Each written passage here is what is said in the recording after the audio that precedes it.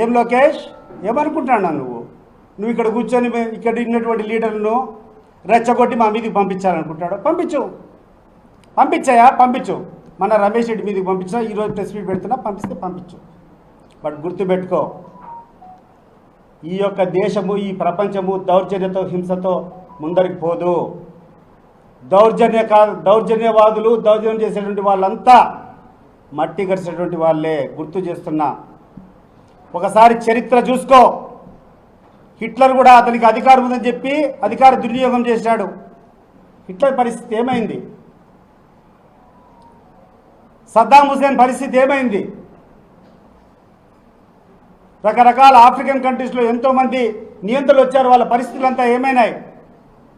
సమయము వాళ్ళకు ఉన్నప్పుడు విచ్చలవిడిగా చేసేటువంటి వాళ్ళంతా అధికారం కోల్పోయినటువంటి మరుసటి నిమిషం ఏ రకంగా వాళ్ళు మట్టి కరిచినారో ఒకసారి గుర్తు చేస్తాను నీకు.